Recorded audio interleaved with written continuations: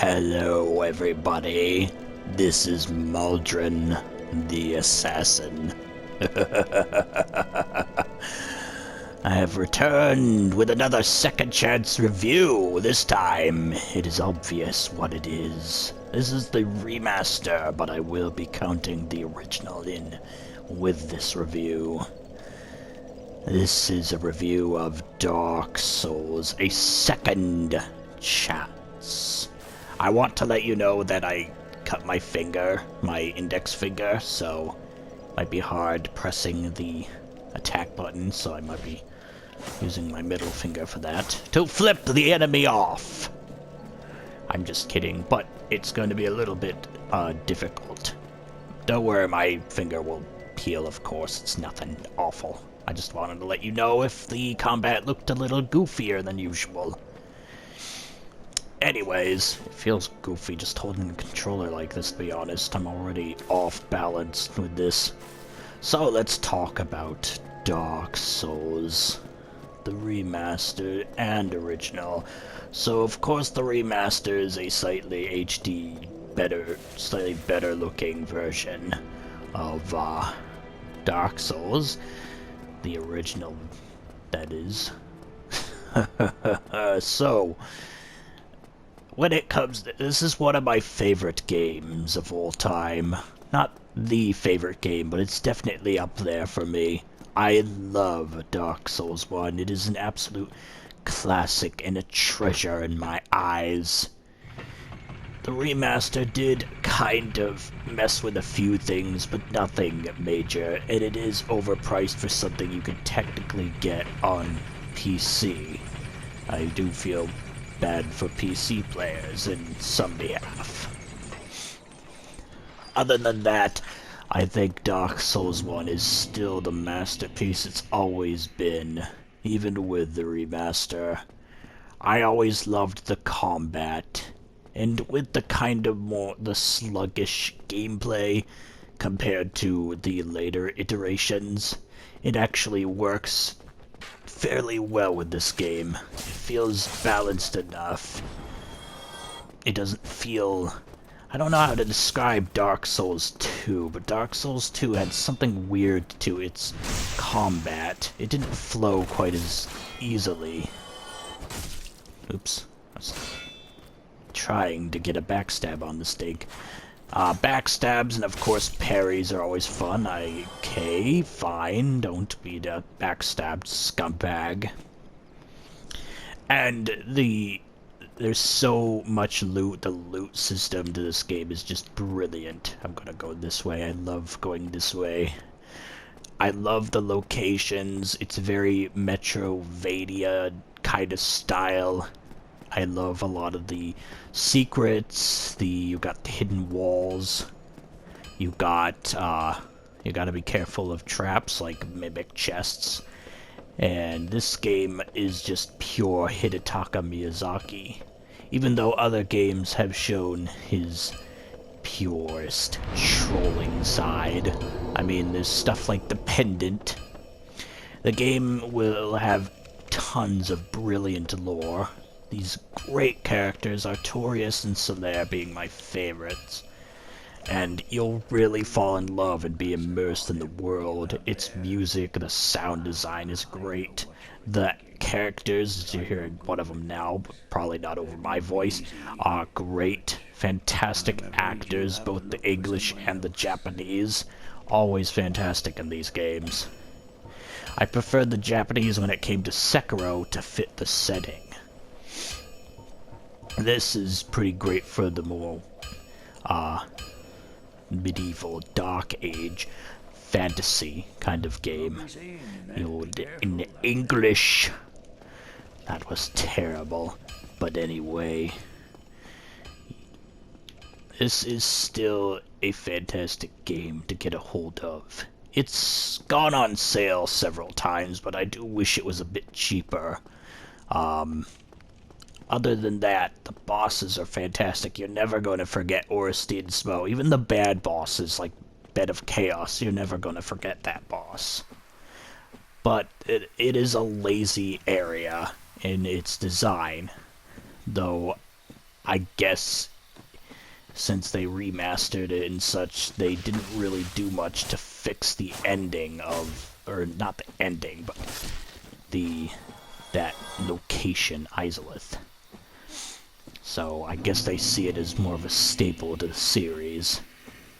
And there are annoying locations, and this is, to be honest, this is the game that kind of started a lot of the trendy locations that we see a lot of now. You know, your swamp location, your forest location, that kind of stuff. This is one of the games that kind of started that, if we're being honest. I almost fell off a cliff. I'm also on New Game Plus, you probably noticed already. Yeah, it's still pretty smooth enough. Like, the controls are still better than Dark Souls 2. There's something to Dark Souls 2, like when you drink a flask, it's a lot slower, or when you roll. The hitboxes are kind of ridiculous in that game anyways. And of course, the lovely ragdolls. I just love them. Always fun to fool around with their bodies. Oh, beautiful. And guess what? This game, the Dark Souls games, have reflections, something Ubisoft can't do. Not properly, anyways. Just ask Watch Dogs. Jeez, those windows. You'll literally look into a window in one of those games and it will reflect an entirely different part of the city than what you're in right now. But, as you know, you collect souls. You can level up at any bonfire, which is weird because later Souls games, you couldn't level up anywhere you wanted, basically. You had to go back to the main area. The main location being Firelink is still a very iconic, memorable location, and you will still be coming back to it a ton. There are covenants. You're going to see one. I'm going to be walking by now. There's some people out in these woods. There's one of them. It's just... oh, there's two of them, okay. You'll see a bunch of them. So, they're friendly because I'm part of their covenant right now, so I don't have to worry. The interactions are great, but also cryptic between you and others. And you can get so many cool armor sets. This person, for example, you can get their armor or weapons. The weapons and their movesets are great. And PvP is fantastic. The only problem, I think the remaster kind of fixes the problem of and makes it slightly better, the PvP. But the PvP in the original always had the problem of just trying to connect to someone. I tested it recently, actually, because one of my friends wanted to play the first Dark Souls on the 360. And we couldn't get a connection to either one of us for anything in the world. It was ridiculous. And of course, this comes with the Artorias of the Abyss DLC, pretty much free. There are still cheaper versions that come with the DLC of the older, more original version of Dark Souls. It's fantastic. It is one of the best DLCs I've ever played in a game. It has some of the best bosses, the toughest bosses I've ever fought. Calamite, Manus is just ridiculous, and I always love Artorias, and I love the inclusion of Sif in it, and that it can change or give you an alternate cutscene with Sif later, which is where I'm kind of heading, but I already beat him. But there's just tons to love. The problems are stuff like Lost Izalith, the price tag with the remaster, and some of the I think I listed all the problems. Yeah, I think that's about it. There's probably a couple others that I'd mentioned previously. Yeah, that should be it. So here's where Sif is. So Lost Izalith's just a disaster. I understand the final boss, even though it is kind of pathetic, but it's meant to be. And I still love this game as a whole. It is a brilliant game. I will go through Lost Izalith even if it makes my eyes bleed every time, no matter what, because this game is just fantastic nonetheless, and I love it. I love the inclusion of cooperation. I just love the concept of the use of co-op. is really neat and different. My friend is kind of discouraged to play these games. Maybe you can talk some sense into him why you like the co-op system of the Souls games. He's talking about all the Souls games, though. Like, he doesn't like how the co-op works, that you have to wait for someone and place your sign down. It's a bit annoying. It is annoying, and I'm not going to doubt that, but it's unique and it's a different touch. I don't think it's innovative in any way, but it's neat, and it kind of makes the co-op feel like it's another part of the world building, like something that in that universe you would be able to do, and to get other people to kind of cross over. I just love the concept of it in general. It's awesome. So we're gonna go a different direction. I think there are some enemies we can kind of pick on here as I'm playing. I got my dragon form. I love the covenants in this game. They're brilliant, and there's some beautiful locations. Maybe I should go back to the bonfire and show you one of my favorite locations. The set pieces. There's some great set pieces. There's not many cutscenes, but you will still fall in love with whatever cutscenes do play. And the enemy variety is just bountiful. There's a lot of different types of enemies, and From Software is really good with the variety to their games. So I would never doubt them on that, and their creativity is just beyond me. I love their designs, and they just keep getting better. Sekiro, Bloodborne, it just never ends, the creativity of it all. And even when something seems like it's similar to something else, or even if it's from their own universe, it's still really stylish and cool, and it's unique to that series, to that franchise, or whatever it may be. It stands out, and it's the same with Dark Souls 1. Dark Souls 1 started a lot of things. It was the golden age, in a way, of Dark Souls. It fixed a lot of the problems Demon Souls had, even though Demon Souls is an absolute treasure and a game I absolutely love. But Dark Souls really steps up its game and portrays what a Souls game can be at its absolute best. With the problems, they are kind of big. I mean, there's a giant area with recycled enemies that is a big deal, and some awful bosses. And there are, of course, the price tags, which I can say is outside of it, and it has sales here and there, but it is kind of ridiculous, the price tags of the said remaster, as well as PC players might be a bit irked at the remaster, because technically you can already remaster or mod the game to make it look better, like the remaster, in a similar way, if not better even. Because I think there are a couple of things, I can't remember exactly what they were, that the remaster does kind of mess up, but I don't think it's big enough a deal to worry too much about, at least. I must be hollowed. So you want to keep track of your humanity, by the way, because if you lose any of your humanity, you won't be able to be human or have other players like your friends join your world and help you, or you be able to join them, which isn't a problem, but you want to make sure they also know to be careful and aware of their how much humanity they have in general. So I think that about wraps it up for this.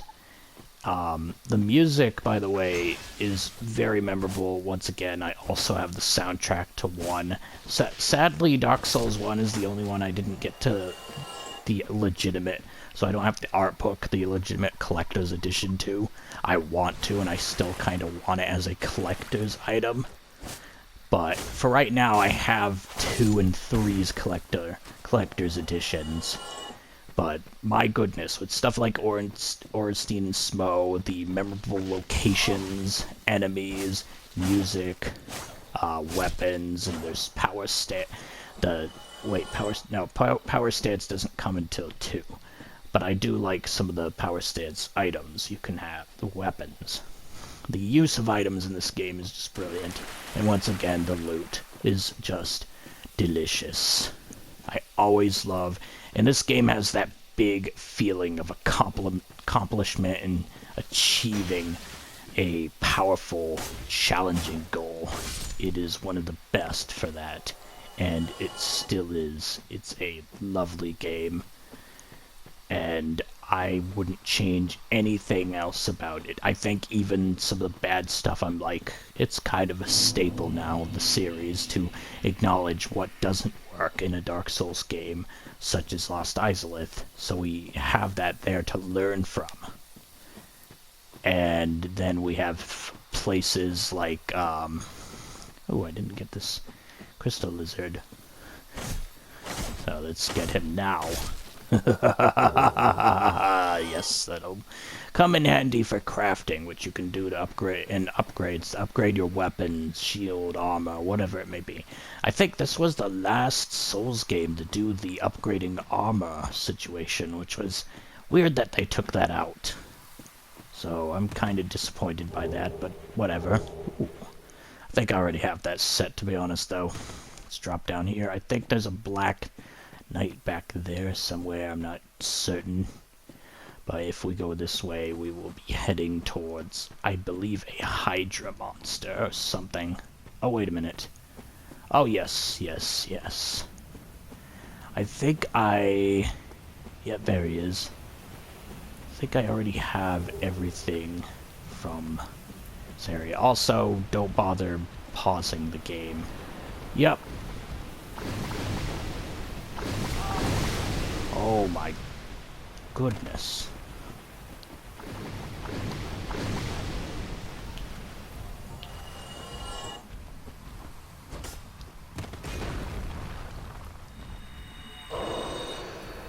There we go.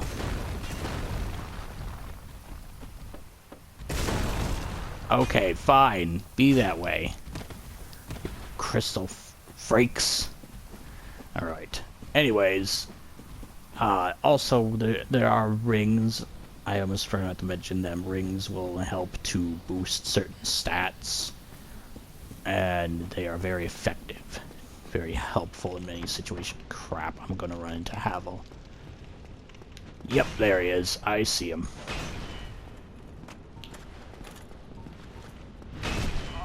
Ooh. Yeah, Havel is quite the beast.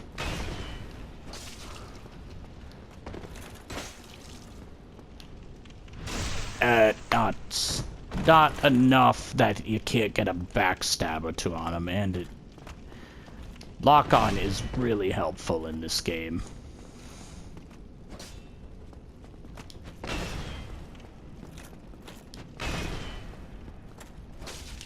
Okay. Let's give my final ratings, because I don't want this to get that sticky butt stab you. Not backstab, butt stab. Come on. Ooh. Oh, wait. Oh, is that the ground? It looks kind of red at the end there. Yeah, it's the ground because his shield went through it. Oh, whatever. Oh, gosh. I actually prefer the dragon, so please change back. Thank you. Gosh darn, we don't need no undead butt cheeks on this. You're going to get me demonetized. Whatever. But I had to say but, didn't I? After making a butt joke. Great. This video is going perfectly. But my final rating for this game, my personal rating, is a solid 9.4 out of 10. For a more realistic rating, I think a 8.5 because of stuff like Lost Izalith and the price tag. Only slightly because, I mean, it's an awesome game. As well as I feel bad for PC players. There are a couple other problems. that I mentioned in the video before, but I forgot them as fast as I remembered them because I'm an idiot and I'm not good at this sometimes. You can tell I'm not professional. I try my best though. But I'm glad to be able to do a second chance review of this because this is one of my favorite games of all time, along with just all the good it does and what we can learn from a game like this and how influential it is amongst gaming now. It is the golden age, the pinnacle of these type of Souls-like games. So, I love it. I absolutely love everything about it. And the story and lore, whether you believe it's there and as in-depth as you think or no, it's still great to have something there. Even if you don't think there's much of it. I know some people who don't believe that there's that much lore to the Souls games or that we're looking too deep, but for this game, I don't think looking too deep is a bad thing. So, I think it works as long as it's well researched to a extent, unless it's kind of obvious, like you have a cutscene or something that straight up tells you what is what, or what you can take of it. I mean, you can still theorize, it just doesn't mean that it's true. And it's still a theory in the end. But, yeah, just mentioning that off of the bat. So, and I think my audience recommendation is just going to be a solid 9 out of 10. It is a great game. One of the best. I love it. And that's about it. So, the original hasn't aged too well, but with some of the other issues of it, I think it's just well, not really issues, but the issues that the remaster has in comparison to it. But the online play is kind of an issue to the original, so it would be similar to remaster, maybe in some places slightly lower. Like my personal rating, for example, it would be a 9.5 to a 9.3. It won't affect it that much because the overall enjoyment of the game that I have and had back in the day was still felt. It was still there, along with the frustrations and challenges. So I don't think it changes much, to be honest. It's still great, and I wouldn't doubt you if you thought the original is better. The OG, the vanilla version, was better than the remaster. There's no doubts there. Just know that this is my personal take on this. A lot of this is subjective. It's just my personal opinion. I just thought it would always be cool to make a second chance review, even if I didn't review the game the first time. I'm going off of what other people have said in the past of the game and putting another spin on it and giving it another chance of probably what it would be reviewed today, or maybe it would probably remain the same. So, this is a treasure in time that we can learn from, and I love this game. Still great, and I love it. And we technically did review a modernized version of it, so it still works to a great extent of what it's purposed for. So I'll see you guys next time. Like, share, and subscribe. Leave your comments below. And when you do subscribe, if you do, don't forget to hit the little bell for notifications to keep up to date with the latest content and or videos on this channel. I'll see you next time. Maldron the Assassin signing out.